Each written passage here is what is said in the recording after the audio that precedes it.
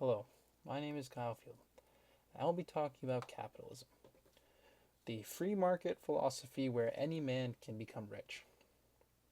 Now, I will be talking about one of the first capitalist companies, Verenigde Oostenrijksche Compagnie, VOC for short, which is English for the Dutch East India Company. Now, the VOC had assets of $7.4 billion. Now, in today's standards, that's not a lot compared to Exxon and Google. But what made them big was the rights given by the government of which they were formed. The States General of the Netherlands, the highest court in the Dutch government, gave the VOC and the Lord 17, who was in charge of the VOC, the ability to have their own army, to settle foreign lands, to sign treaties, and also wage war on whoever they wanted and not have a penalty unless they wanted to face the Netherlands full might. Now, this is huge.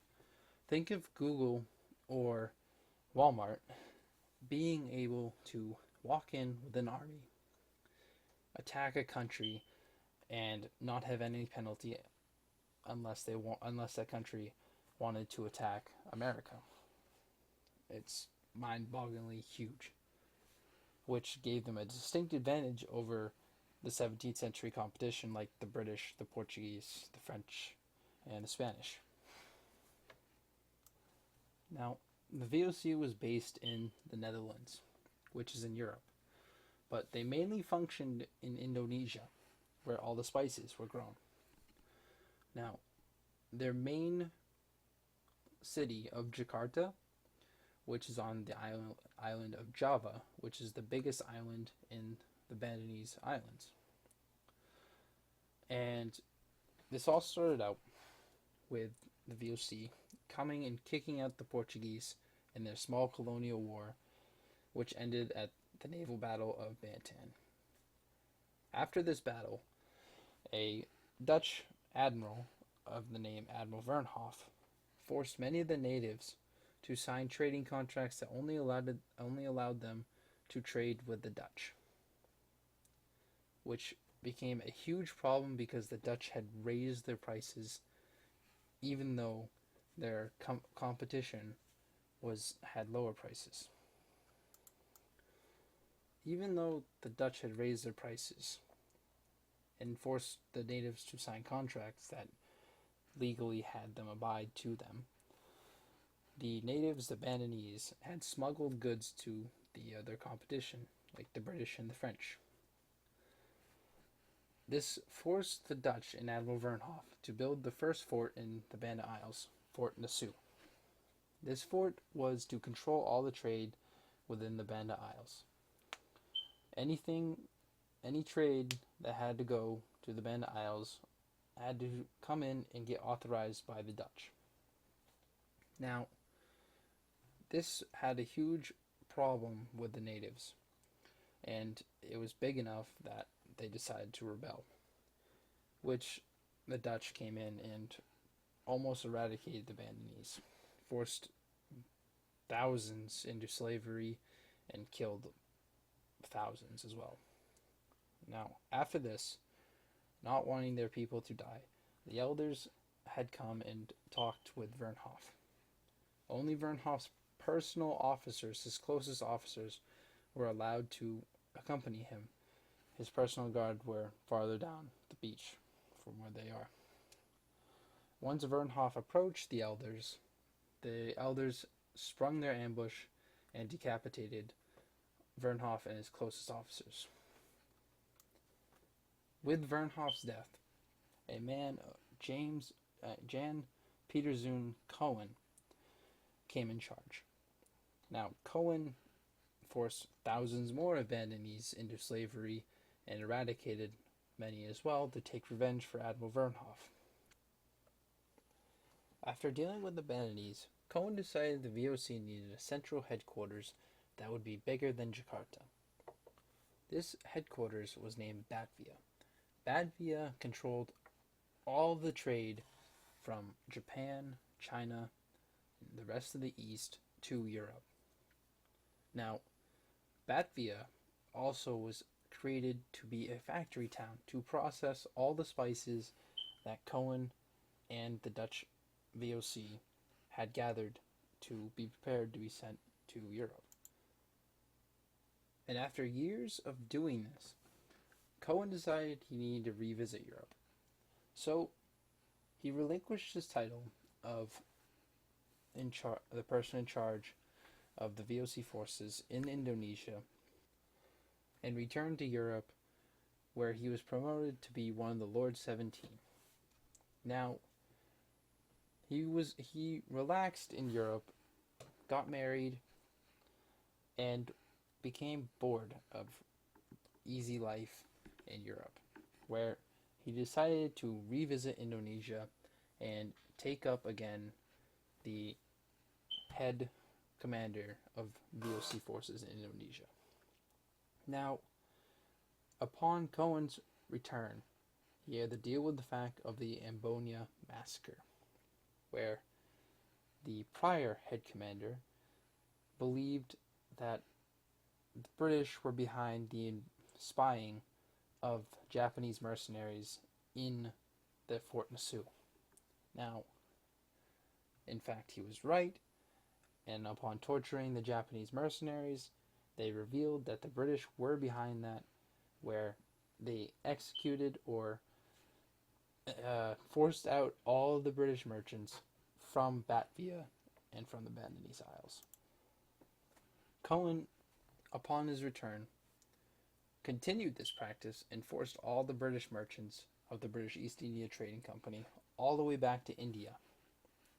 Now, when Cohen forced all the merchants all the way to India, the British Navy actually sailed in and had taken Latvia, although it came at a heavy cost with heavily damaging all of the buildings in Latvia. Cohen returned to Latvia, reconquered it, but as he saw, Latvia was heavily destroyed by cannon fire. While Cohen on his second commission, he rebuilt Latvia and restored it to his former glory. Several years later, after the conquering and rebuilding of Latvia, Cohen had another problem. That problem was Sultan Agung. He was sultan or king of a neighboring island kingdom, where he witnessed Cohen and the VOC massacre many native people from the Bandinese Isles. So he decided to besiege Latvia with Cohen in it. But Cohen witnessed that Agung's supplies were very thin and ill-prepared for a long siege. So, during the course of several months, he came up with this idea. He had the Dutch Navy surround the Agung's forces and actually barricade him in so no supplies would come to Agung's forces, which proved successful. Agung surrendered and returned back to his kingdom. But several years later, he returned, where he was more prepared, had more forces and mercenaries, and actually had a navy to defend himself. This siege lasted for several more years, and during the siege, Cohen died. We do not know why Cohen died so suddenly with his family, but we do know during the siege, in the first months, there was a cholera outbreak that killed hundreds of Dutch. So this is the most suspected outcome of Cohen's death. Cohen died in 1629 during the siege, but the VOC had lasted for another 170 years. Without Cohen, though, they would have never succeeded in actually becoming the company with the enormous power that they had. Now, the VOC, even though they lasted for another 170 years, during the last years of their existence, they had huge problems. They had the Napoleonic War, the Third Anglo-Saxon War.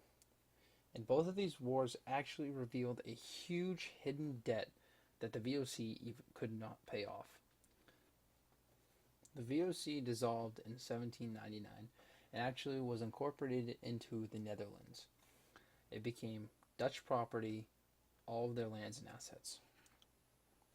Even though the VOC had practiced unfair business practices and massacred thousands of people, they were a company that provided many new things, like insurance. They were one of the first companies to insure their voyages. They were one of the first publicly traded companies, so the people could actually go and buy shares of the company. And this now, in fact, is a modern thought. They also introduced fractionalizing voyages. So instead of supporting and putting money down on 100% of that voyage, they could put 50% on this voyage and 50% on the next voyage. These practices had provided another way for the Dutch people to make money. And with these good practices, you have to remember what they did and what other companies can do.